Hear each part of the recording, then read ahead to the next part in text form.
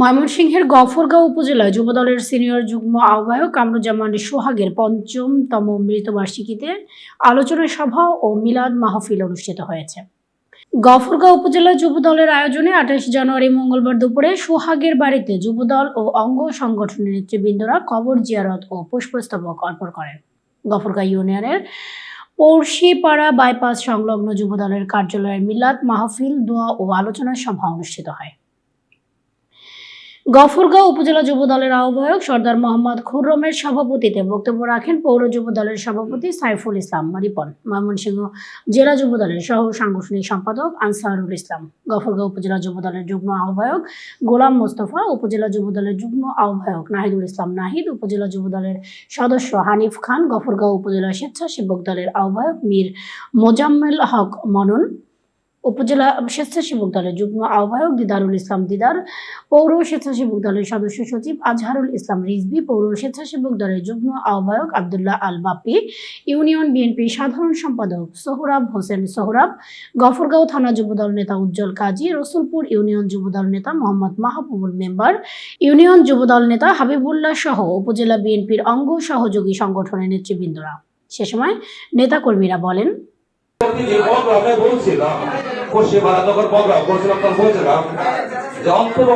এই ব্যক্তিটার নামটা আমরা যেন সবাই স্মরণে রাখি, অথবা কর্মকারীদের লোকজন পৌরসভা কি করলো কিছু করলো বা করলো না, ওইটা বড় কথা না, অথবা কর্মকারীদের লোকজন গুলা তার নামটা স্মরণ রাখি।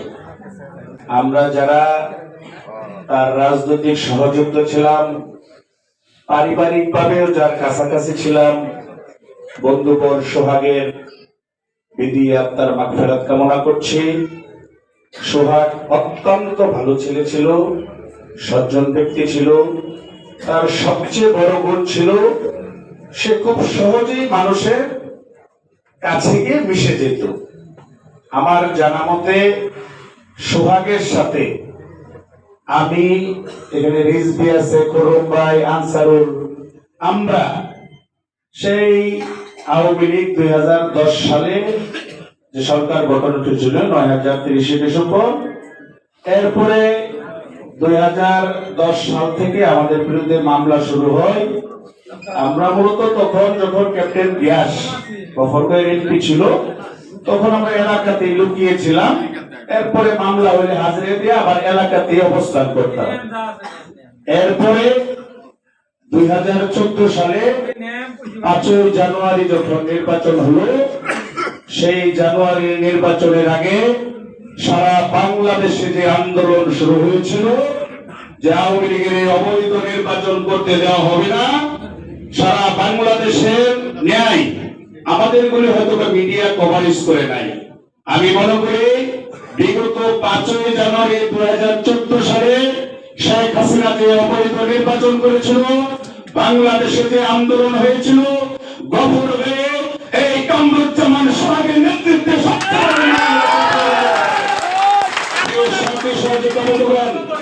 এই কামরুজ্জামান সোহাগের সাথে আমরা সারা বাংলাদেশের বিভিন্ন জায়গায় শেখ হাসিনার দোষর, এই ভাবের অত্যাচারে এই সোহাগ সহ আমরা সারা বাংলাদেশে বিভিন্ন জায়গায় পালিয়েছিলাম। অত্যন্ত দুঃখের বিষয়, আজকে সোহাগের মৃত্যুর জন্য এই শেখ হাসিনা এবং তার দোষর ভাবের গ্রন্থাজ দায়ী। বন্ধুরা, সোহাগের মৃত্যুটা অনাকাঙ্ক্ষিত। আজকে যদি সে স্বাভাবিক জীবনযাপন করতে পারত, তার বাড়িতে থাকতে পারত, তাহলে এই কোনো ঘটনার শিকার হয় নাই।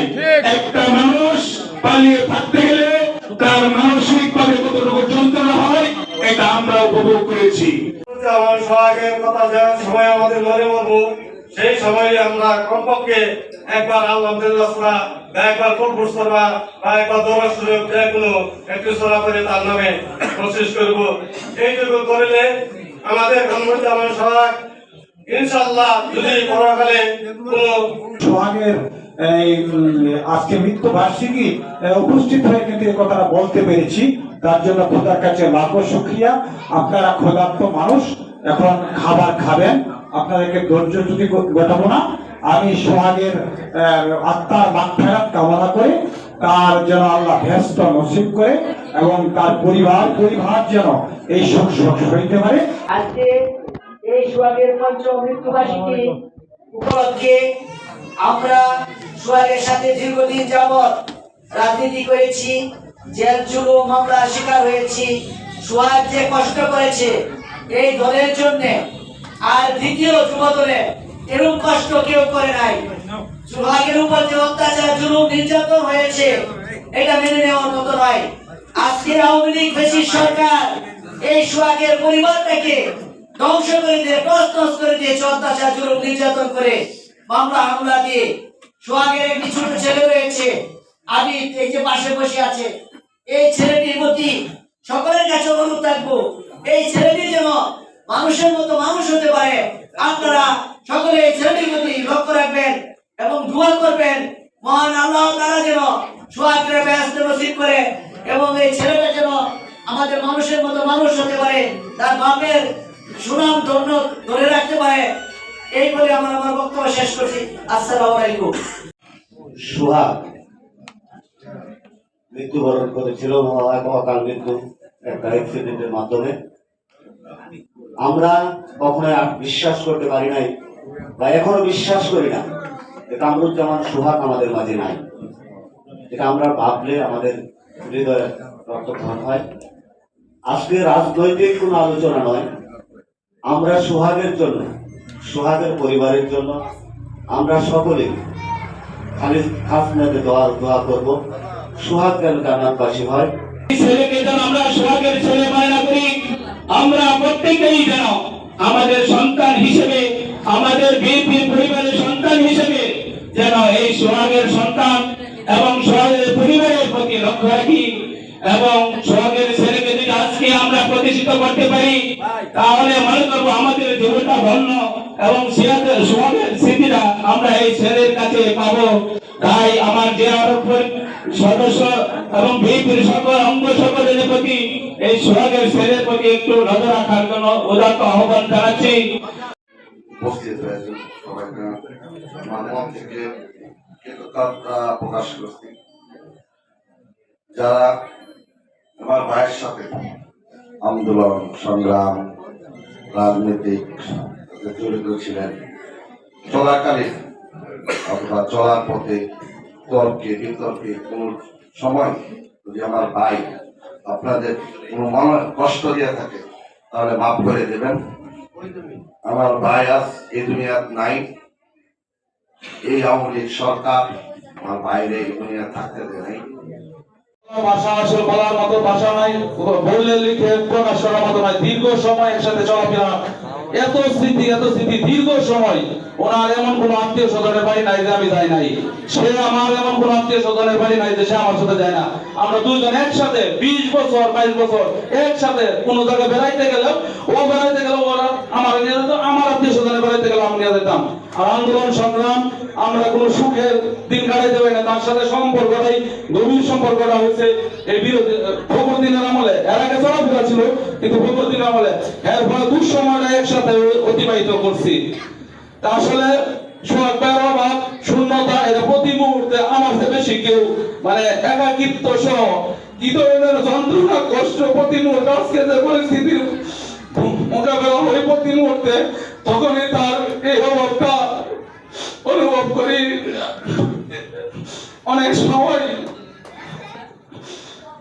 বলার ভাষা থাকে না, প্রতি মুহূর্তে উপজেলা যুবদল সহ বিএনপির যে অপরণীয় গতি হয়েছে এই কারণে আমার সোহাগ না থাকাতে এটা আমরা প্রতি মুহূর্তে যারা রাজপথে ছিল তারা ঠিকই উপলব্ধি করে প্রতি মুহূর্তে সোহাগ ভাইয়ের শূন্যস্থান পূরণ করার মতো দ্বিতীয়ত কোন মানুষের জন্ম হবে না।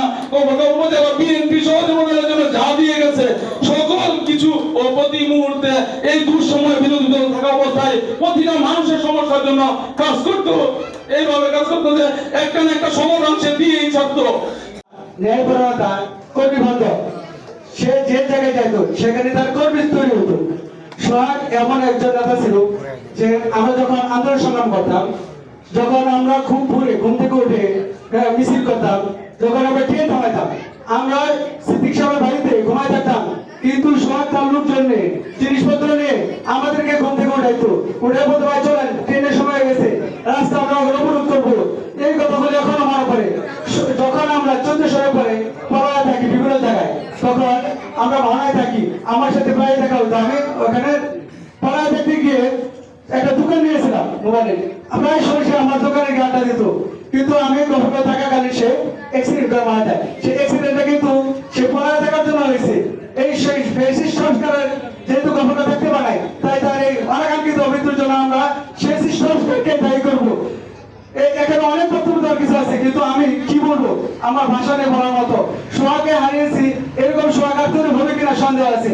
এই স্বার্থপর দুনিয়াতে এই যে সোহাগের বাচ্চাটা রেখে গেছে, স্বার্থের দুনিয়াতে আমরা একে অপরের প্রতি যাত্রীর অবস্থানে এখানে বক্তব্য দেয় আমরা চলে যাব। আমি নিজে অসুস্থ, স্বার্থপর দুনিয়াতে সোহাগের বাচ্চা যাতে কখনো কোনো অবহেলা না পায়, তার কৃতিত্বের অভাব আমরা পূরণ করতে পারবো না, কিন্তু সবসময় যাতে তাতে কোনো ধরনের কোনো ক্রাইসিস ফিল না করে, তার পরিবারের খোঁজ খবর নেই।